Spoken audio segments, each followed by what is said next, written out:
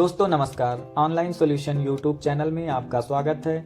आज के इस वीडियो में हम बात करने वाले हैं शादी अनुदान योजना। जी हाँ, उत्तर प्रदेश सरकार द्वारा संचालित शादी अनुदान योजना।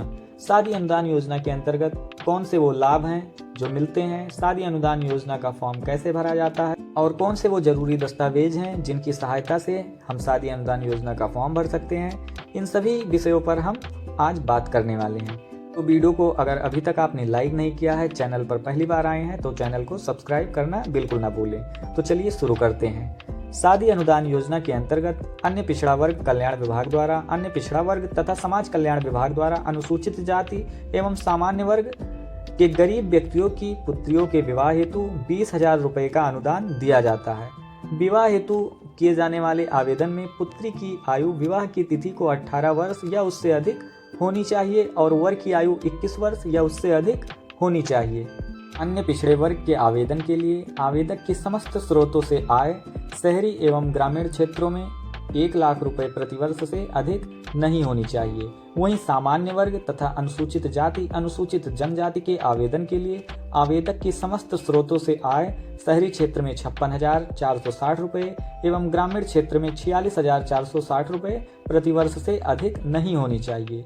एक परिवार में अधिकतम 2 पुत्रियों के विवाह हेतु अनुदान अनुमन्य होगा। विवाह अनुदान योजना के अंतर्गत आवेदक को विवाह की तिथि से 90 दिन पूर्व एवं 90 दिन बाद तक का ऑनलाइन आवेदन करना अनिवार्य होगा। हम बात करने वाले हैं अन्य पिछड़ा वर्ग कल्याण विभाग की। शादी अनुदान योजना अन्य पिछड़ा वर्ग कल्याण विभाग उत्तर प्रदेश सरकार द्वारा संचालित एक कल्याणकारी योजना है, जिसका उद्देश्य आर्थिक रूप से कमजोर अन्य पिछड़ा वर्ग के समुदायों की बेटियों की शादी में आर्थिक सहायता प्रदान करना है।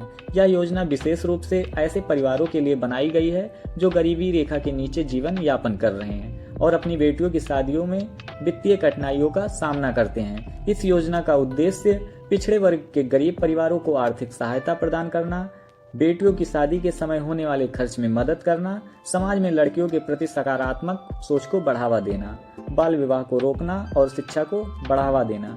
लाभार्थी की पात्रता: आवेदक को उत्तर प्रदेश का अस्थायी निवासी होना चाहिए। आवेदक पिछड़ा वर्ग जाति से संबंधित हो।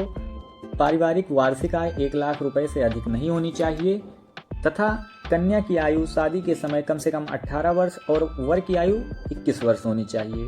एक परिवार से अधिकतम 2 बेटियों के लिए सहायता ही दी जाती है। आर्थिक सहायता की राशि: विभाग द्वारा पात्र लाभार्थियों को 20,000 रुपये की आर्थिक सहायता प्रदान की जाती है। तो ये रही बात अन्य पिछड़ा वर्ग के आवेदक के लिए। अब हम बात करने वाले हैं सामान्य वर्ग तथा अनुसूचित जाति के लिए शादी अनुदान योजना।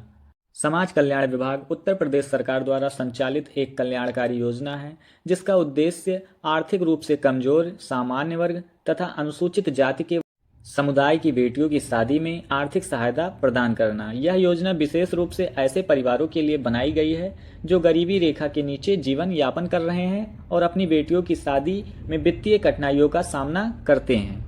इस योजना का उद्देश्य सामान्य वर्ग तथा अनुसूचित जाति के गरीब परिवारों को आर्थिक सहायता प्रदान करना तथा बेटियों की शादी के समय होने वाले खर्च में मदद करना, समाज में लड़कियों के प्रति सकारात्मक सोच को बढ़ावा देना, बाल विवाह को रोकना और शिक्षा को बढ़ावा देना। लाभार्थी की पात्रता: आवेदक उत्तर प्रदेश का अस्थायी निवासी होना चाहिए तथा आवेदक सामान्य वर्ग या अनुसूचित जाति से संबंधित हो। पारिवारिक वार्षिक आय ग्रामीण क्षेत्र में 46,080 रुपये और शहरी क्षेत्र में 56,460 रुपये से अधिक नहीं होनी चाहिए।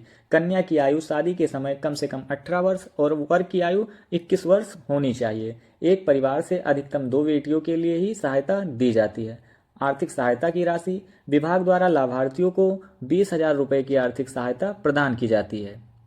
तो ये रही बात सामान्य वर्ग तथा अनुसूचित जाति के समुदाय के लोगों के लिए। शादी अनुदान योजना का फॉर्म भरने के लिए आवश्यक दस्तावेज: नंबर 1, आवेदक का आधार कार्ड, आवेदक के पुत्री का आधार कार्ड तथा आवेदक का आय प्रमाण पत्र एवं आवेदक के पुत्री का जाति प्रमाण पत्र, शादी का कार्ड तथा आवेदक के बैंक खाते का पासबुक।